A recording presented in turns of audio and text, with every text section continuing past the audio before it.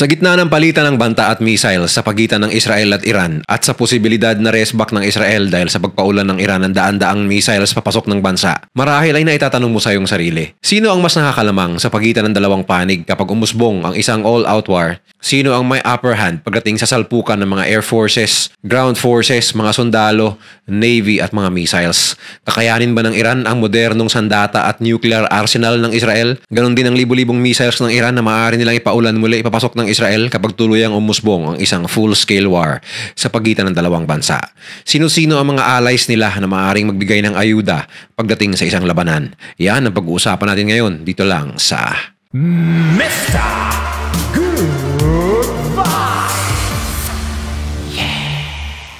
Simula pa noong 1979, nang mapatalsik ng Iranian Revolution ang kanilang Shah o monarch at naging Islamic State ang Iran, wala na itong hinangad kundi ang pulbusin ng Israel sa mapa.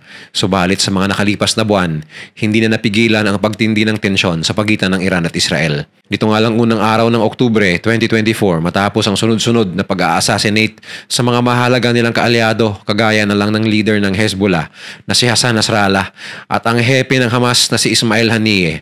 Hindi na nakapagtimpi pa ang Iran at ipinakita nila ang kanilang bagsik sa pamamagitan ng pagpapadala ng tinatayang 200 ballistic missile sa teritoryo ng Israel. Kahit na depensahan nila ang mga missiles na ito, malakas ang usap-usapan na marami sa mga ito ang nakalagpas sa Iron Dome defense system ng Israel. At ang pangyayaring ito ay hindi pinalagpas ng Prime Minister ng Israel na si Benjamin Netanyahu at binantaang pagbabayarin niya ang Iran sa kanilang ginawang pag-atake. Kaya nag-aabang ngayon ang buong mundo sa kung anong klaseng resback ang gagawin ng Israel laban sa Iran at kung ano naman ang ibubuga ng Iran kapag ito ay nangyari. Ngunit sino nga ba talaga ang may mas malaki, mas mahusay at mas matayog na puwersang militar? At kung sakaling ang namumuong tensyon ay ganap ng maging isang all-out war sa Middle East, anong bansa ang mananaig at mangingibabaw? Base sa kasalukuyang datos, mas marami pa ring military personnel ang Iran kumpara sa Israel. Ang Iranian Armed Forces kasama ang Islamic Revolutionary Guards Corps o IRGC ay binubuo ng humigit kumulang 580,000 na aktibong membro at 650,000 na mga reserba. Samantalang ang IDF o Israel Defense Forces ay mayroon lamang 170,000 na active members at 450,000 na reservists. Kung susumahin, di hamak na lugi ang Israel pagdating sa dami ng kanilang military personnel. Idagdag nyo pa rito na halos 10 beses na mas malaki ang populasyon ng Iran. Sa kasalukuyan, nasa 89 million na ang kanilang populasyon habang nasa mayigit 9 million lamang ang Israel. 25% naman ng kabuuang populasyon ng Iran ay binubuo ng mga lalaki na nasa 16 hanggang 49 years old na maaari nilang idagdag bilang mga sundalo. Subalit kahit paman malayong-malayo ang agwat sa pagitan ng dami ng hukbong sandatahan ng dalawang bansa, di hamak naman na mas maganda ang training ng mga Israeli. Sa katunayan, sila ata ang may pinaka-highly trained at pinakamagaling na hukbong sandatahan sa Middle East sa modernong panahon. Dahil na rin sa tulong ng mga joint exercises ng US Army, lalo ding humuhusay ang tropa ng IDF. Maliban pa roon, dahil sa laki ng budget ng Israel sa kanilang military bawat taon, kaya nitong bigyan ng sapat na kagamitan ng kanilang mga tauhan. Sa kabilang banda, kahit pa man na hindi ganun ka-well-equipped ang mga tauhan ng Iran Armed Forces, matagal nang subok sa labanan ng kanilang militar. Naipakita na nila na kaya nilang makipagbakbakan at manalo kontra sa ibang bansa, kagaya na lang ng pinakaunang Gulf War noong 1980 hanggang 1988 kung saan nakuha ng Iran ang pagkapanalo kontra sa Iraq at ang mga maliliit na bakbakan sa border ng Israel, Iraq at Saudi Arabia. Kagaya ng bilang ng kanilang military personnel, mas marami din ang bilang ng mga tangke at armored vehicles ng Iran kumpara sa Israel. Di umano'y nasa halos 2,000 na tangke at 65,000 na armored vehicles ang hawak ng Iran kumpara sa 1,370 na tangke at 43,000 na armored personnel carriers ng Israel. Kitang-kita muli kung gaano kalaki ang advantage ng Iran Armed Forces sa ganitong aspeto. Ngunit kahit napakarami ng tangke ng Iran, ilan naman sa mga ito ay mga lumang modelo, kagaya ng Mk3 at Mk5 tanks na mula pa noong 1979 Iranian Revolution at ang T-72 tanks na galing sa Soviet Union mula pa noong 1970s. Kabaliktaran naman ito ang ipinagmamalaking mga super advanced na Merkava tanks ng Israel na kayang makipagsabayan sa kahit anong modernong teknolohiya. Subalit kung magpapang-abot man ang puwersa ng Iran at Israel, hindi magiging malaking parte nito ang sagupaan sa lupa, kung kaya't hindi ganoon kaimportante kung sino ang mas marami o mas malakas na tank fleet o mga armored vehicles. Malaking dahilan kung bakit hindi sa lupa mangyayari ang digmaan ay dahil sa heograpiya. Kung lulusob man ang libu-libong tangke ng Iran papunta sa Jerusalem at Tel Aviv, kailangan pa nilang lakbayin ang mahigit 1,000 kilometro at lagpasan ang malalawak na disyerto at mga border ng bansang Iraq, Jordan, Saudi at Lebanon. Hindi masyadong magiging prioridad sa digmaang ito ang mga navy ng dalawang bansa dahil pa rin sa heograpiya. Ngunit sa muli, ay mas marami na namang hawak na barko at submarines ang Iran kontra sa Israel.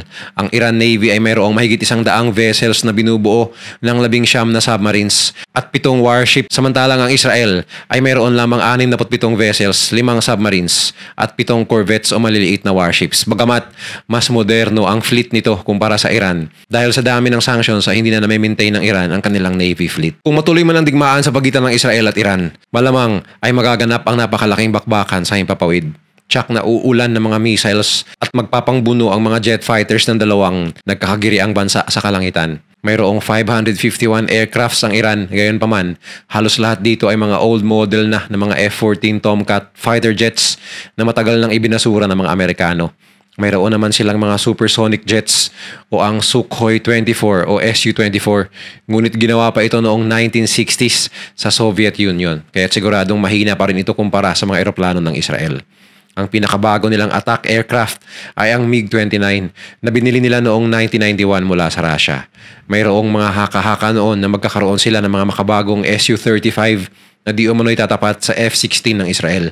Ngunit hanggang ngayon ay hindi pa di umano ito nabibigay ng Russia ayon sa mga ulat. Siguro kung nasa 1990s pa ang gerang ito ay siguradong magiging epektibo ang lahat ng ito para sa Iran. Ngunit 3 dekada na rin ang lumipas at marami nang na-develop na mga bago at modernong fighter jets. Kagaya na lang ng mga new generation fighters na F-15, F-16 at ang napakatahimik na F-35 na mahirap ma-detect ng mga kalaban. Ang mga stealthy bombers na ito ay sobrang tahimik na hindi ito namamalayan ng mga radar ng mga piloto ng Iran. Malalaman na lamang nila na nakabuntot na pala ang mga F-35 dahil titira na ito ng mga Advanced Medium Range Air-to-Air Missiles o AMRAAM. Sa mga sandaling yun, wala nang magagawa ang mga piloto ng Iran kundi ang magdasal, mag-eject o hintayin ang tiyak na kamatayan. At kung iniisip nyo ngayon kung kakayanin ba ng mga makalumang jet fighters ng Iran ang makarating sa airspace ng Israel, tiyak na hindi ang magiging sagot dyan. Sa kabuuan, mayroong 460 aircrafts ang Israeli Air Force na binubuo ng mga advanced na jet fighters, attack helicopters, mga aerial tankers na magsisilbing gasolinahan mga eroplano sa malalayong biyahe. Sa madaling salita, luging-lugi ang Iran kung harap-harapan nilang sasalubungin ang mga eroplano ng Israel. Kahit pa man hindi ibuhos ng Israel ang kanilang 100% sa himpapawid, tiyak pa rin na mas lamang ang kanilang hukbo pagdating sa bakbakan sa kalangitan. Lugi man ang Air Force ng Iran sa himpapawid, may pagmamalaki naman nila ang kanilang mga high-tech na mga drones o mga unmanned na eroplano. Ang Shahed 136, Shahed 131 at Mohajer 6 na kayang puntiryahin ang depensa ng Israel. Sa katunayan, sinusuplayan ng Iran ang Russia ng libu-libong drones para sa kanilang pag-atake sa Ukraine. Kaya't masasabi nating may maraming reserba ang Iran sa mga armas na ito. Ayon na rin sa ilang mga pag-aaral, walang bansa sa Middle East ang kayang tumbasan ang lakas ng Iran pagdating sa mga missiles, mapabalistic, cruise at mga anti-ship missiles pa man. Mayroon ding mga intercontinental ballistic missiles o ICBM ang Iran na kaya nilang ipadala kahit sa layong 2,000 kilometers. Maliban pa dito, mayroon ding 200 rocket systems, 5,000 mortars at 1,700 anti-aircraft weapons ang Iran. Subalit hindi naman magpapahuli ang Israel.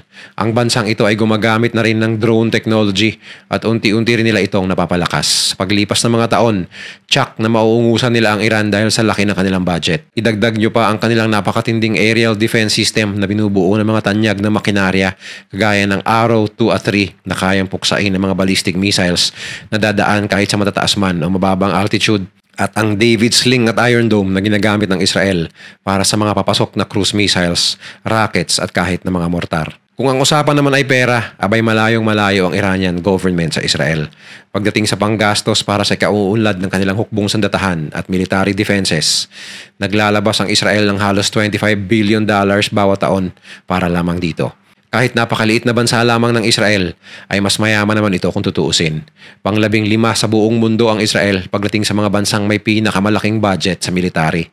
At kung titignan ang kanilang $539 billion na GDP o taon-taon na naiipong yaman, inilalaan ng Israel ang 5% dito para palakasin ang kanilang puwersa militar.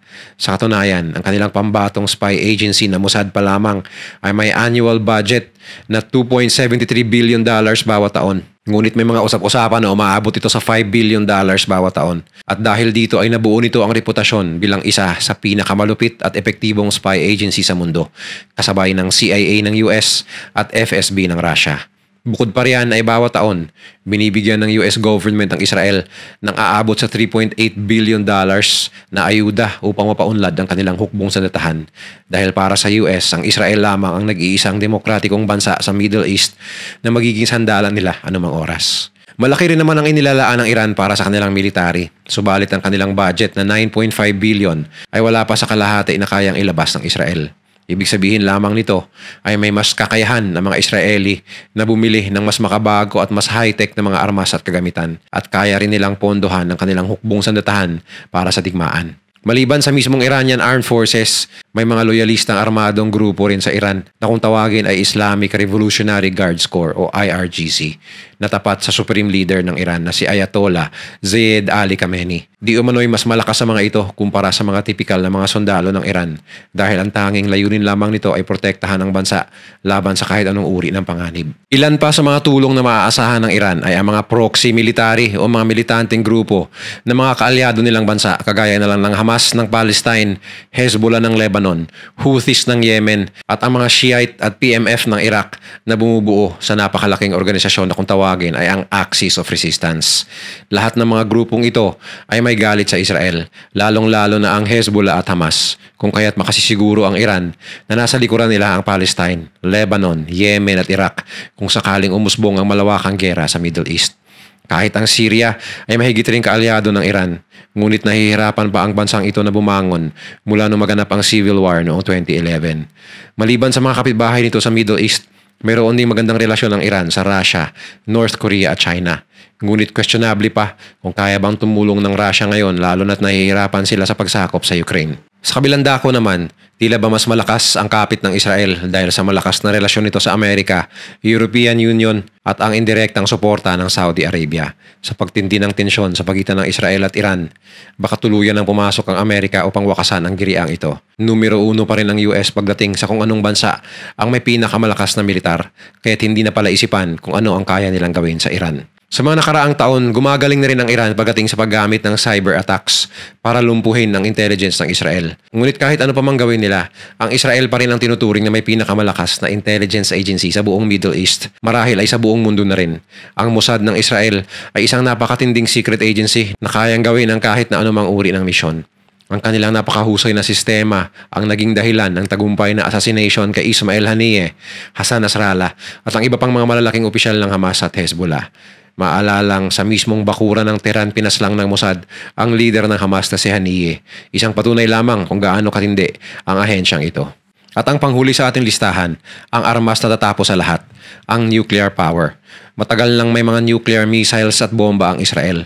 Nagsimula sila sa paggawa ng napakalakas na armas na ito noong 1960s pa at hanggang ngayon ay aktibo pa rin sila sa pagmamanufacture ng mga nuclear warheads. Sa kasalukuyan, tinatayang nasa 90 hanggang 300 na nuclear warheads ang estimate ng Nuclear Threat Initiative dahil hindi pa rin inaamin ng Israel kung gaano talaga karami ang hawak nila ngayon.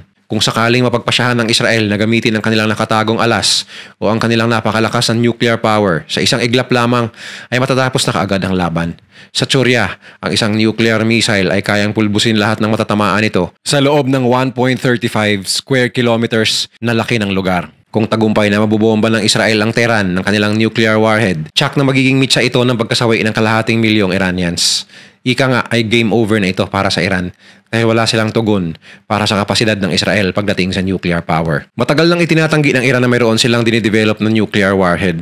Ngunit kahit pa man may binubuo silang gantong uri ng armas, wala pa rin itong sinabi sa lakas ng nuclear missiles ng Israel na matagal nang nakahanda. Subalit haharap naman ng Israel sa kabi-kabilang mga international sanctions kung sakaling itutuloy nila ang paggamit ng kanilang nuclear warheads. Sa kabuuan, Lamang man ng Iran pagdating sa bilang at dami, mas lamang naman ng Israel pagdating sa kalidad at lakas, lalong-lalo na pagdating sa puwersang nuklear. Kahit na hindi pa isali sa usapan ang mga nuclear warheads ng Israeli Armed Forces, di hamak na mas malakas pa rin ang kanilang Air Force at defense system na siyang magdidikta sa magiging resulta ng digmaang ito.